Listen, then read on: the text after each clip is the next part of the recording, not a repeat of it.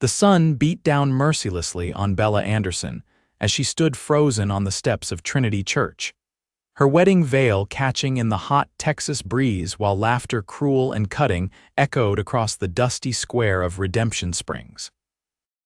The year was 1878, and what should have been the happiest day of her 22-year-old life had transformed into her greatest humiliation when Frederick Holloway, her fiancé of 8 months, had publicly rejected her at the altar, pointing to her crooked smile as proof she wasn't the perfect wife his banking position required.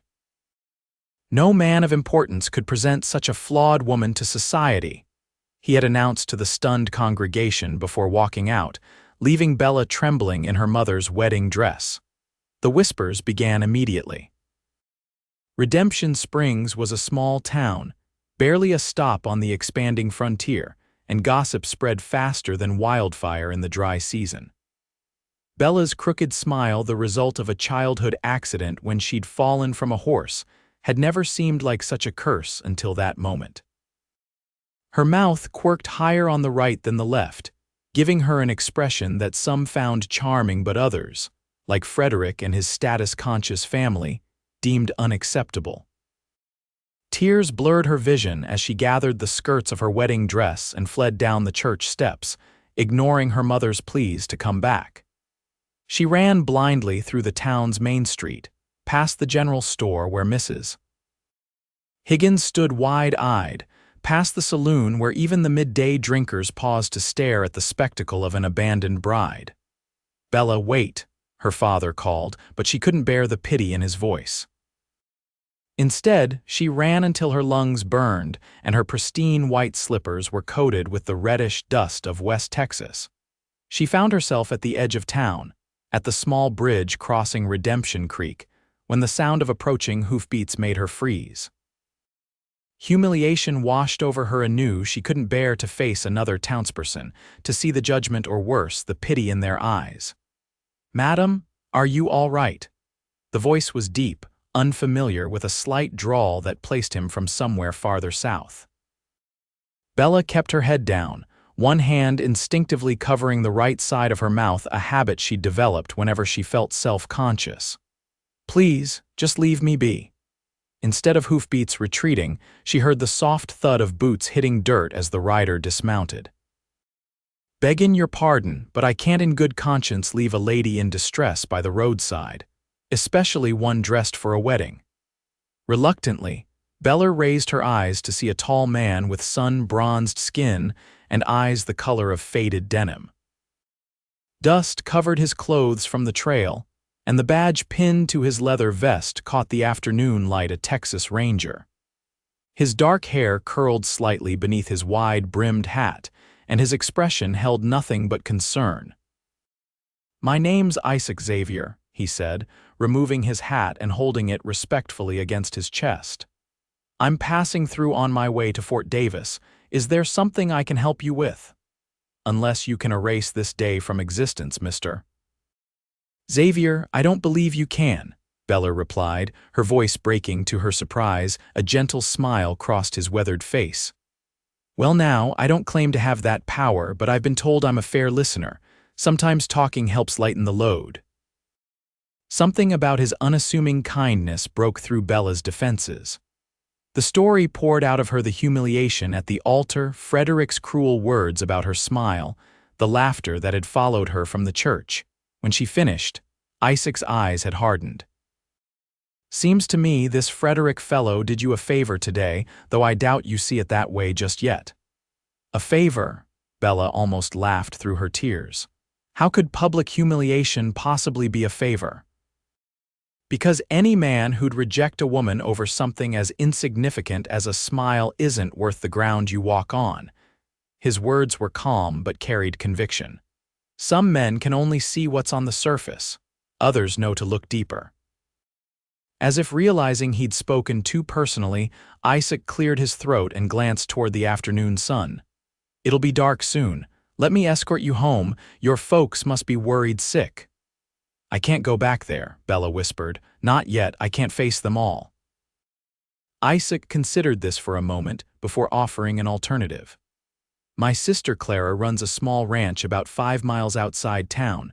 She could use help with her children while her husband's away driving cattle. Would you consider staying there until things settle? I'm due to report back in 3 days, but I could delay a bit and explain things to your parents. The kindness of this stranger, this Texas Ranger, who had appeared like an answer to an unspoken prayer, overwhelmed Bella. Before she could respond, the sound of horses approaching from town made her tense with fear. "It's Frederick and his brothers," she whispered, recognizing the distinct gray gelding Frederick rode. "They must be looking for me." Without hesitation, Isaac helped her onto his horse and mounted behind her. "Hold on," he murmured, his breath warm against her ear as he urged his horse off the main trail and into the cover of mesquite trees. They rode in silence until the hoofbeats of Frederick's search party faded, then continued at a steady pace toward the horizon where the sun was beginning to set, painting the sky in brilliant oranges and purples. "Thank you," Bella said softly, aware of the strong arms that held the reins on either side of her. "I don't know why you're helping me, but thank you." Isaac remained quiet for a moment before responding. "Let's just say I recognize a good heart when I see one, Miss Anderson. And yours shines through clear as day, crooked smile and all." Clara Xavier Hammond's ranch was modest but well kept, with a small main house, a barn, and a corral where several horses grazed in the fading light. 2 children, a boy of about 8 and a girl no more than 6, ran out to greet them as Isaac helped Bella dismount. "Uncle Isaac," they cried in unison, throwing themselves at the tall ranger. "Matthew, Sarah, this is Miss Anderson," Isaac introduced once the excited greetings had subsided. "She's going to be staying with you and your ma for a spell." Clara emerged from the house, wiping flour-covered hands on her apron. She was several years older than her brother, with the same striking blue eyes but lighter hair. Her expression was curious but not unwelcoming as Isaac explained the situation in hushed tones. "Of course she can stay," Clara declared, shooting a sympathetic glance toward Bella. "Any woman who's escaped the clutches of Frederick Holloway deserves a medal, not ridicule. That man's had notions above his station since he was in short pants." Later that evening, after Bella had been given a change of clothes and a simple but hearty meal, she sat on the porch swing watching the stars emerge in the vast Texas sky. The wedding dress had been carefully folded away in Clara's trunk, a physical reminder of the day Bella wished to forget. Isaac joined her, offering a cup of coffee. "Clara says you're welcome to stay as long as you need. Her husband Tom won't be back from the cattle drive for another month, and she appreciates the company and help with the children." "Your sister is very kind," Bella murmured, accepting the coffee. "As are you, Mr. Xavier. Isaac, please." He settled beside her on the swing, leaving a respectful distance between them. "And kindness had little to do with it. I just can't abide seeing someone hurt for no good reason." They sat in comfortable silence for a while, the only sounds the gentle creak of the swing and the chorus of night insects in the surrounding scrubland. "May I ask you something, Miss Anderson?" "Bella," she corrected softly. "And yes, you may."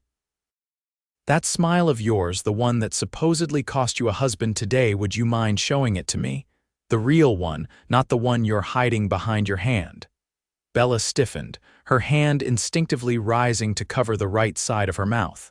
"Why would you want to see that?" "Because I suspect it's a smile worth seeing."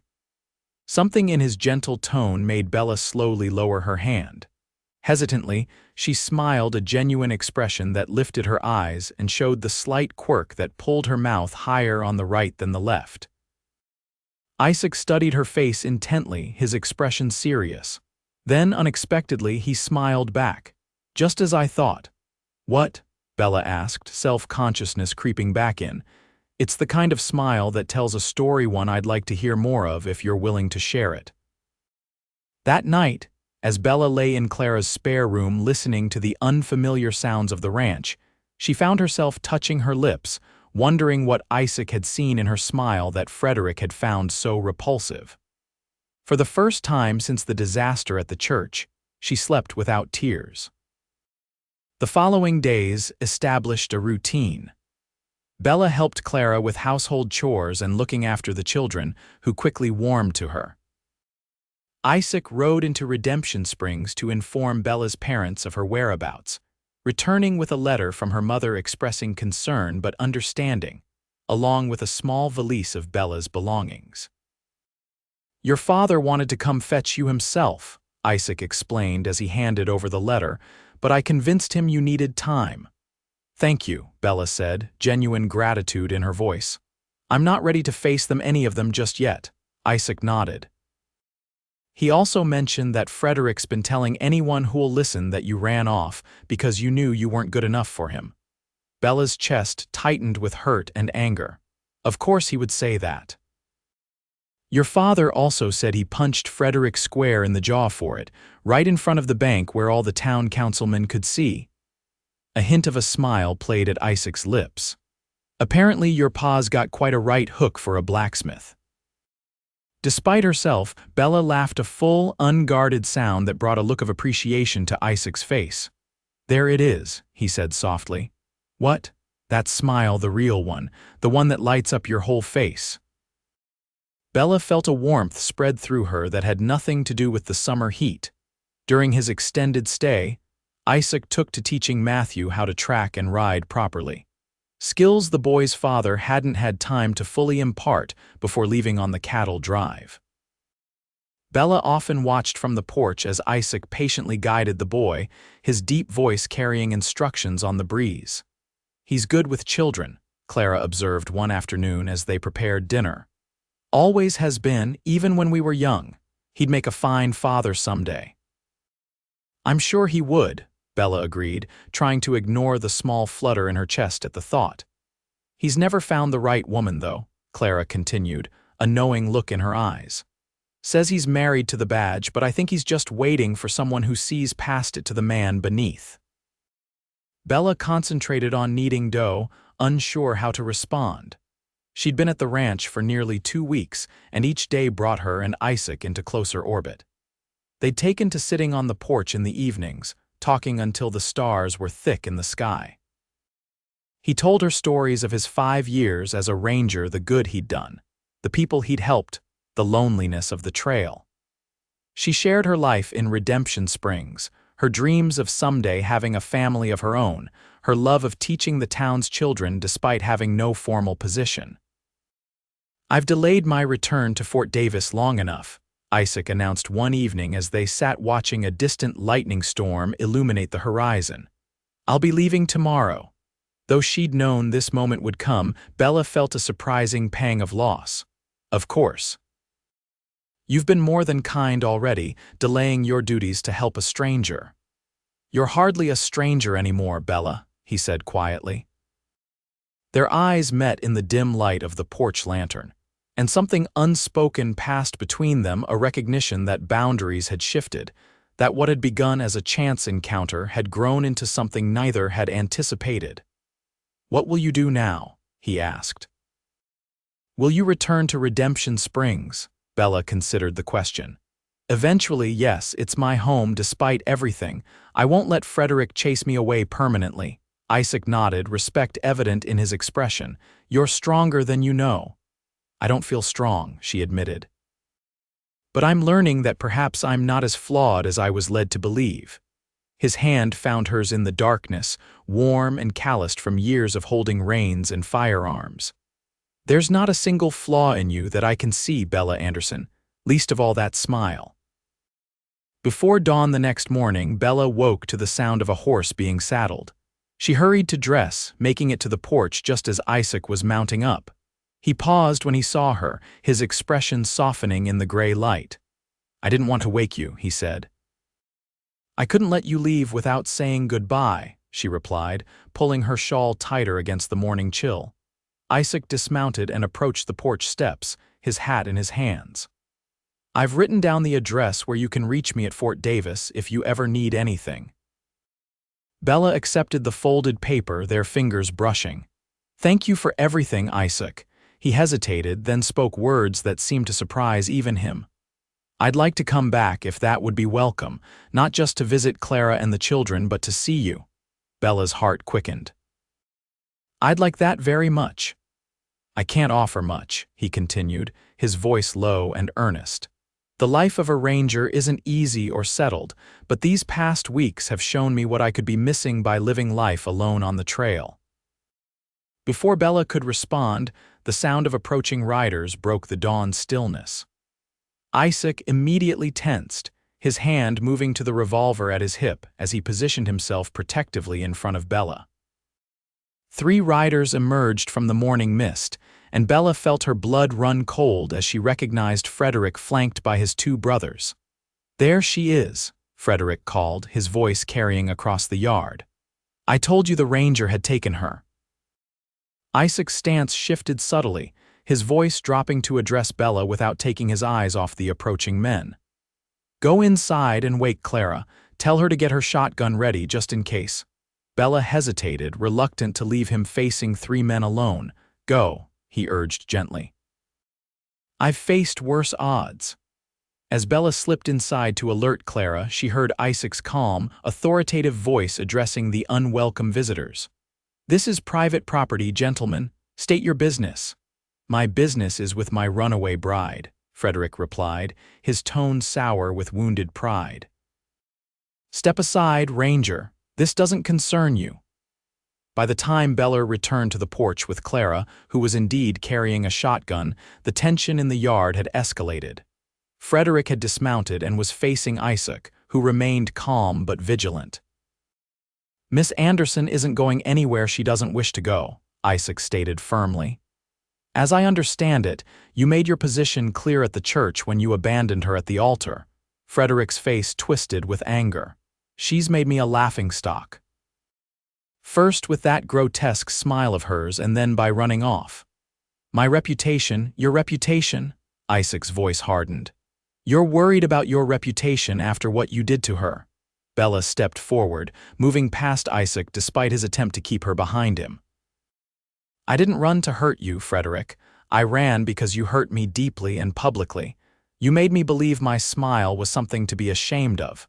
Frederick's expression showed no remorse, only irritation. "It is something to be ashamed of." "No respectable banker's wife should look like what?" Isaac interrupted, his blue eyes cold with anger. "Like someone real, like someone with character.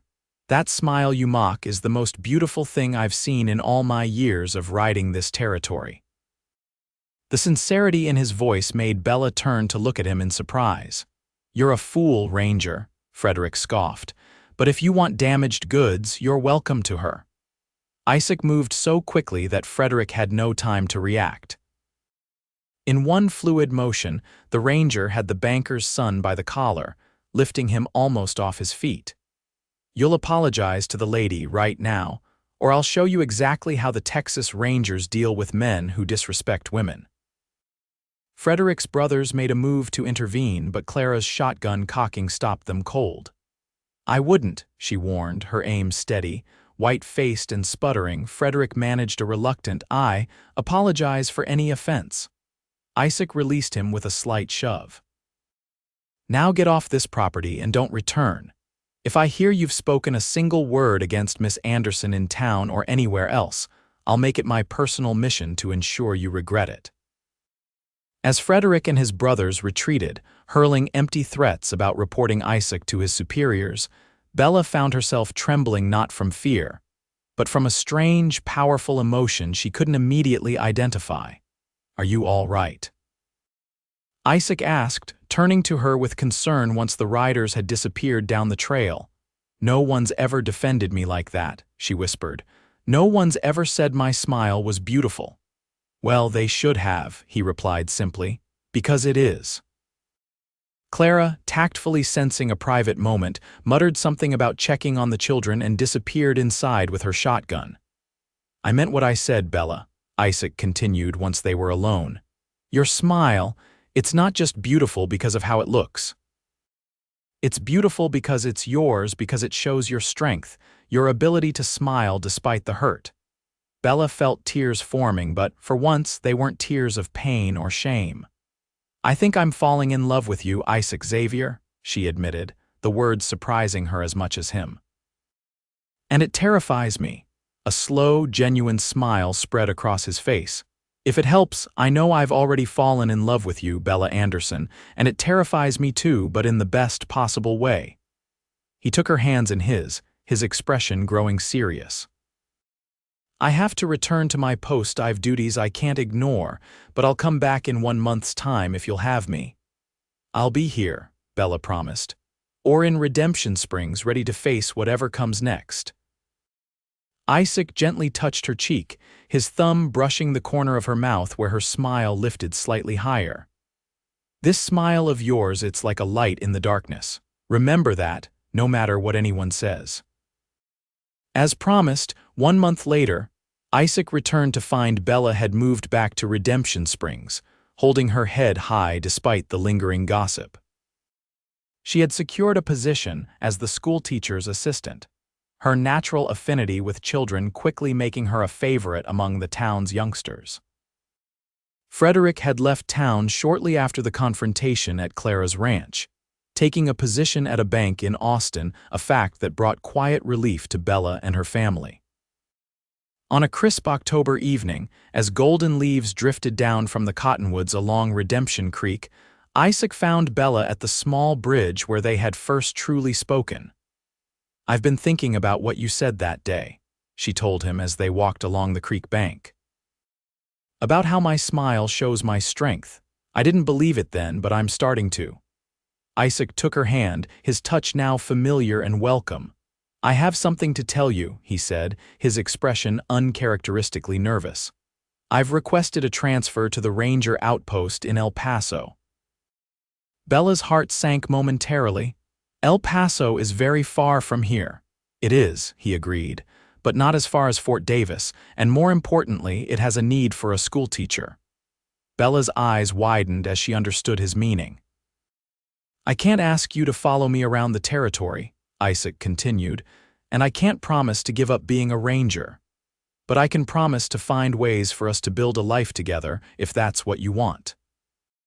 In answer, Bella rose on her tiptoes and kissed him their first kiss, soft and sweet under the autumn sky. "There's something I never told you," Isaac murmured when they parted, "about why your smile means so much to me." Bella looked at him questioningly. 3 years ago, I was tracking outlaws near the Mexico border. I got ambushed, shot twice, and left for dead in a ravine. I was delirious from blood loss and the desert heat when I saw a woman's face, a face with a smile that lifted higher on one side than the other. It wasn't real, of course, just a fever dream. But that smile gave me the strength to crawl to where my horse had fled, to get back in the saddle, to make it to help. He touched her face gently. "When I saw you by this bridge that day, with that same smile I dreamed about, it felt like more than coincidence. It felt like fate." "You think my smile saved your life?" Bella asked softly, amazed. "I know it did," he replied. "Twice over. Once in that ravine, and again when it brought you into my life." 6 months later, Trinity Church in Redemption Springs witnessed another wedding. This time, when Bella Anderson walked down the aisle, there was no hesitation, no mockery, only love reflected in the eyes of the tall ranger waiting for her at the altar. As Isaac Xavier slipped a simple gold band onto her finger, he whispered words meant only for her. "Smile for me, Bella. That beautiful, crooked smile that saved my life." And she did, without shame or hesitation, her joy radiating through the church and across the years that stretched before them, years that would bring children, challenges, laughter, and love to a couple united by a chance meeting and a smile that wasn't flawed but unique, not a liability but a blessing. In the years that followed, the story of Bella's crooked smile and the ranger who loved it became something of a legend in Redemption Springs. Young girls with imperfections of their own found courage in Bella Xavier's confidence, in the way she taught at the schoolhouse with her head held high, never hiding her smile again. And on quiet evenings on their porch in El Paso, as their children played in the yard and the desert sunset painted the sky, Isaac would still sometimes trace the curve of his wife's smile and say, with absolute conviction, "The most beautiful sight in all of Texas, right there." In a time and place where survival often depended on seeing beneath the surface, Isaac and Bella had found in each other not just love, but understanding, the recognition that what the world might call flawed was often just another kind of perfect.